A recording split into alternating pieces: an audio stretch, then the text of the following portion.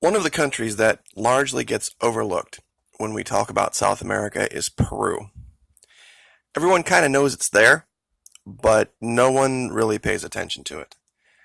It's not a very big country, and it's not a very wealthy country, but it's second to only Colombia in the export of illegal narcotics in South America. Not this past spring, but the spring before, the current leader of the United States was slated to visit, and the Florida Maquis made videos warning that a visit to Peru might put him in peril because of the resurgence of this group called the Shining Path. Now, this is kind of a blast from the 80s or 90s. It is a Maoist, communist rebel group that just won't die. Basically, they were much larger back in the 80s and 90s, but they are still active and they are still conducting attacks. It was only about a year ago when they kidnapped 4 police. They blockaded a road and stopped the vehicle and pulled these guys out, assassinated them, took the vehicle, took the weapons. And these were armed. The police in South America are not like, well, I shouldn't say that anymore. These were heavily armed police that they took these weapons from. So they're no joke.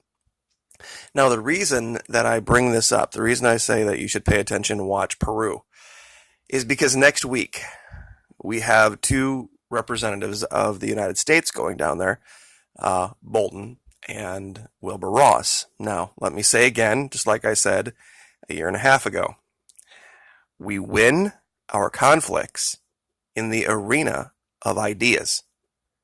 We just don't go killing people. It's one of the reasons I warned that it was a very, very, very bad idea that the leader of the United States visit Peru. And strangely enough, there was just days before, after our military put hundreds of people on the ground to secure the location, the trip got canceled at the last minute. I really think that they underestimated the job, the task that would be necessary to secure for a visit down there. Now, this man is Jose Carlos Mariátegui. He lived around 1895, died around 1930. He was sick for most of his life, and that kind of shaped his opinions of how the world should be. He was a prolific writer during that time. Father abandoned the family, so they were very poor. This is the guy that the Shining Path movement is based on, his writings. Now, this isn't an endorsement of the Shining Path. This isn't an endorsement of Marxism or Maoism. But what you need to know, what is not widely known, is this. During that same time that I spoke of, the president of Peru was a man named Pedro Pablo Kuczynski. 2 weeks before the visit was scheduled, this man inexplicably just resigned. Same day resigned, and the country was taken over by this man, who was in Canada at the time. His name is Martin Vizcarra. Now, why is that important? Martin Vizcarra's grandfather, Martin Vizcarra, is from an area of Peru known as Moquegua. Moquegua is in the south. Let me see if I can bring this back up. Here's Lima, and Moquegua is down here. Now, this is an area that is governed locally. Like many areas in South America in different countries, their governments don't control the entire country. Certain areas, remote areas, are governed and controlled by the local populace. It's something that we can't wrap our minds around. Martin Vizcarra hails from this area. This is also where Jose Carlos Mariátegui is from. Martin Vizcarra's grandfather and this guy were friends. They knew each other. They grew up together. Now, that, I suppose, wouldn't probably register with a lot of people, but if you understand how close family bonds are in places like this, it would be a terrifying thing to see that the founder of the Shining Path was related that closely to the man who is now in charge of Peru. And when this man came back from Canada, when Kaczynski resigned inexplicably, and it was totally out of left field, nobody knew Kaczynski was going to do this. The first thing this guy did after he got sworn in was travel down to Moquegua. And he disappeared for a couple of days in the region. Now, they said he was just visiting family, and maybe so. Or maybe something else was going on. Now, I'm not giant fans of Wilbur Ross, not giant fans of Bolton, but there have been a lot of rumblings out of the Shining Path lately. And this would be a huge win for them to pull something off with two what are largely seen as low-level DC lackeys. Maybe not Bolton so much, but Wilbur Ross for sure.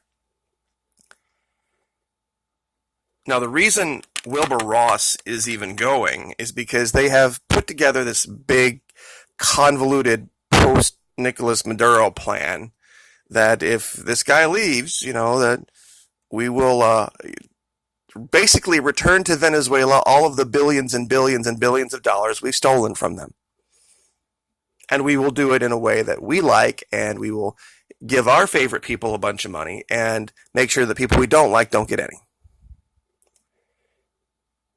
Now, I wanted to use this image just to show you that this is yet another billionaire autocrat named into our government in the last 3 years.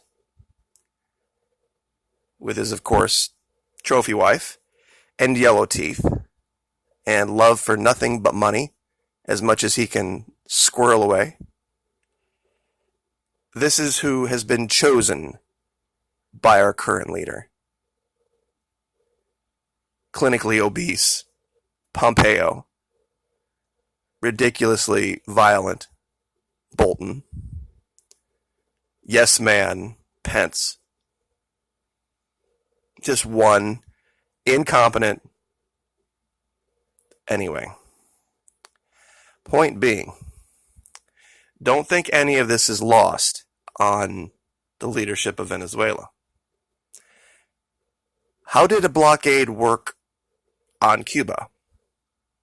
I grew up during a time when the threat of nuclear war was real, the USSR was still a thing, and Cuba was seen as this oh so horrible, terrible place. Well, here I am, 3 decades later, pushing 4, and they're still there, and nobody's attacked anybody. It's one of those hard things that you have to reconcile when you realize that, your whole life you've brought up to been to believe one thing, and then when circumstance puts you in a position to realize something else is going on, and to look at it honestly and critically and realize, wow, what a complete sham job. And meanwhile, in the land of the free, home of the brave, we have the Pentagon testing persistent domestic surveillance spy balloons over Minnesota, Wisconsin, Illinois, Missouri, and Iowa. Persistent domestic surveillance spy balloons. Nope, not down at the border. Southcom commissioned the tests in mid-July. The balloons are expected to spread across 5 additional Midwestern states: Minnesota, Iowa, Wisconsin, Missouri, and Illinois. And they will watch everything you do 24 hours a day, 7 days a week, 365 days a year, and broadcast that up to satellites in real time. And the name of the system is called Gorgon Stare. Interesting name. To help defend the homeland by guarding Missouri, Illinois, Iowa, Wisconsin, and Minnesota. But of course, these are the bad guys. These are the good guys? Really? These are the good guys. I don't really know how much more I can delineate. I can do a complete redo of all of the lies regarding Venezuela, and it would take me an hour. And I'll leave with this, I guess, analogy or example to show you how badly you're being manipulated. Let's say I could, as a video maker, spend every day, 3 times a day, showcasing a poor family from Venezuela. Let's say I want to go ahead and go all in with the DC narrative, and I made a 15-minute video 3 times a day. Each video showcasing a different family that has suffered or a family that is doing without in Venezuela. And let's say I did that every single day for a year. How many families would that be? 3 unique families each day times 365 days would be over 1,000, just over 1,000 families. Now imagine that body of work. Imagine that huge mountain of evidence, and then someone would come along and say, yeah, but that's not the real situation in Venezuela. How easy would it be then to say, but look at these thousands of families. It's a country of 30 million people. Even if every single family was living in the state that DC says everyone's living in, it would represent 1,000 families out of 3 million people. Do the math. 300,000 is 10%. 30,000 is 1%. 3,000 is 0.1%. And this would be a third of that. It's not even a rounding error. That's how psychological operations works. So for all of you who say, you're totally wrong about Venezuela, because I know a buddy who has a friend who works with this girl who said her cousin was married to a woman who knew a guy from Venezuela, and he said things were bad, therefore you're wrong. If that's going to be your argument, because you can anecdotally, when I have shown, and Max Blumenthal has shown, and Abby Martin has shown, and Anya Barenfeld has shown, and all of these different people have shown, these different groups, and they have gone and canvassed the whole country and shown grocery store after grocery store after grocery store. Every time DC tries to show some video showing the poverty in Venezuela, always in the background we see people in suits, clean, showered, even by U.S. standards, most of them overweight. They can't do it. They can go to some trash dumpster somewhere and find 1 or 2 people, or they can go to some large landfill and they can show a few more. But of course their story is that there are millions just scouring the country for any last scrap of food. Really? Show me the video. And if food is so scarce, why is it in the trash? You wouldn't have anybody scouring the trash if food was really that in short supply. This is the lie. It is a huge lie. It is a huge lie because this country is the most prolific producer of gold and oil in this hemisphere. It's been job number one for the current leader since he came into office. And that's fact. You can look that up. One of the first things he did, quote, said was, we should go down and take Venezuela. It's in our hemisphere. It'll be easy. That's why I've called this the greatest geopolitical miscalculation in our history, bar none. And the fact that our current leader is an ignorant buffoon who has no idea what he's doing has just exacerbated the problem. The last administration did the same thing, or attempted to. It just shows you why Hillary and Trump were buddies for 30 years. They think alike. He's just the female version of Hillary Clinton, and no, I didn't misspeak. And I guess I will leave that there.